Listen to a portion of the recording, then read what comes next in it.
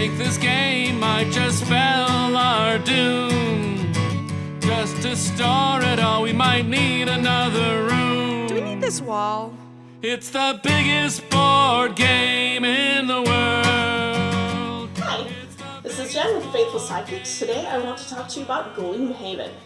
Gloomhaven is one of these ginormous boxes where when you get the game, it's about the size of a case of some other games. And that's because it comes with a scenario book and a whole bunch of supplies to play out a whole bunch of different scenarios. Hundreds of hours of gameplay time, plus you can buy expansions for it, and a sequel game is even has been announced. Frosthaven, I think it's called. So in Gloomhaven, you are a team of adventurers, it's a cooperative game, setting out to, in essence, accomplish your own goals. I think the technical explanation is that you're all mercenaries and you've all been hired and you're working together, but it's not like you're old friends who go way back or anything. So when you set up the game, you're going to look up the scenario to figure out which boards you're using. In this case, it's 3 smallish boards, which is okay because this is the very first scenario out of the box.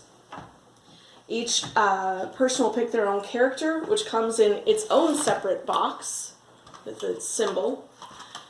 Has a couple different types of decks of cards in it. A few bits for keeping track of marker items. I haven't even punched those yet.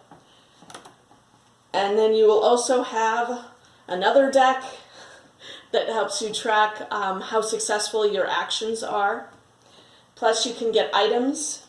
In this case I have the Boots of Striding and a minor healing potion because I'm a brute and will get hurt. Then you will have to each do, work together to deal with a city event and a road event. Those things are basically a scenario on a card. You read the scenario, there's 2 options, you choose one of the 2 options and you look at the back to see what effect that choice has on your party. Then you're here in your dungeon, if you will, and you each have your own individual goal that in theory you're supposed to keep secret from everyone else, but we never play it that way. We always just tell each other what our individual goals are so we can make sure each other accomplishes what we want to, because these things help you level up your character. And your deck of cards is the key element in how you play the game. Each card has a top section and a bottom section, and they'll have different effects, and each character has their own deck that you work with. And as you level up your character, you get to switch in more advanced cards and switch out your more basic ones. But the top and bottom of each card always has a basic action. The top is a 2-point melee hit, the bottom is a 2-point movement. So if you don't want to use the special text that's on that half of the card, you can use your basic. But what you do on a turn, and everyone does this simultaneously, is you pick 2 cards, and let's say I want to use those 2 for mine. And you've each chosen 2 cards and you decide what your number is.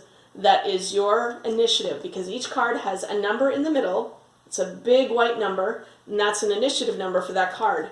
Once you've chosen your 2 cards, you get to choose one of those numbers for your initiative. And then everyone does a simultaneous reveal to find out who goes first, what the turn order is for a given round.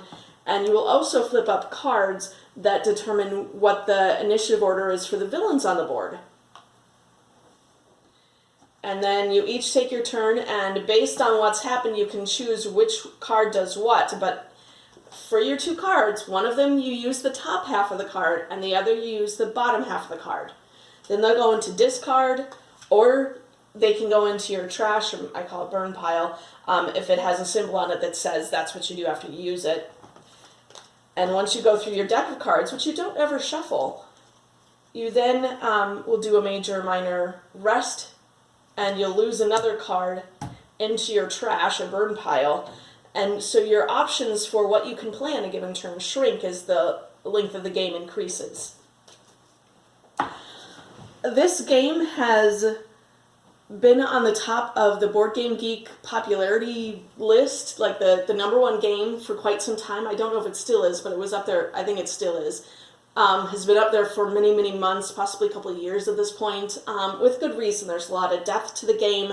You can be upgrading your characters as you go along. There are points where you will retire your character and start a new one. There are, as I mentioned in the unboxing portion of the video, there are new character classes, whole characters that you unlock when you accomplish certain things in the game. For instance, when you start a new character, you get a life goal. And if you accomplish that life goal, which they're all unique, then you get to unlock another character box. And once you complete this life goal, besides unlocking somebody else, you have to retire your current character. So there's a lot of variety in the game as well. Technically, the game is set up so you're supposed to, like road events and whatnot, rip cards once you've completed them. Certain ones, they've got symbols on them. We've never ripped. We just set the cards aside. And guess what? That means we can replay the game as long as we keep good track of what we've accomplished before and what we want to do again later. The game pieces, there are so many. But the villains, there's dozens of different villains in this game, and they each have cardboard tokens and standees, and they can be either regular strength or elite. The elite go in yellow, standees, regular go in white, and they each have a number on them so you can keep track of who's taking what damage or doing what activity. The boards are actually have jigsaw style pieces at certain points. They snap together. There's a lot of different terrain and trap pieces that you can add onto a board per the instructions that makes this huge amount of variety. The player pieces are minis that probably would benefit from a good paint job. I'm sure that there are a lot of people who've done wonderful paint jobs on these already. Not our set, obviously.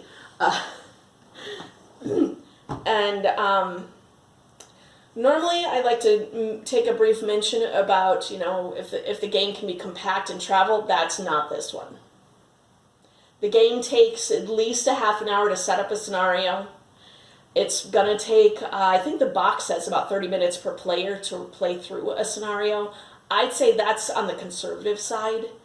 If everyone at the table, if it's like a group of 4 and everyone at the table really knows their stuff, you can maybe get through it in that time frame, maybe a little less, but that means that you've been playing your specific character enough that you know that character really well and can just boom, boom, boom your decisions. Because my character only starts with 10 cards. That doesn't sound like much, but that's 20 options for actions and how they mix and match.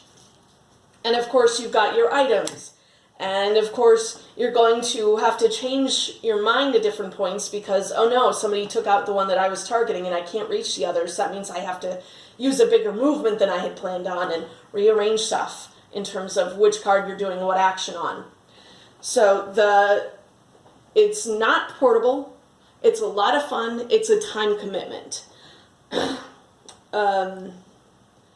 And the game pieces are solid. They do what they need to do. I will mention there are a lot of game pieces we kind of skip using because we find it very helpful to use an app to track a lot of details, like as we're gaining XP in the game or what the villains are actually going to do. We use an app that can work on a tablet or phone. One hosts and everyone else just logs into it. It's called Gloomhaven Helper, and it's actually been really useful and helps keep the setup time down a little bit. So this is an excellent game. I highly recommend it, but it's a commitment. So know that going in. It's the biggest board game in the world.